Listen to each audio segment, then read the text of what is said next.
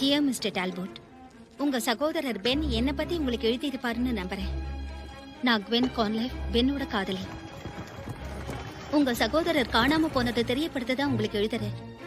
கடந்த சில வாரங்களா அவரை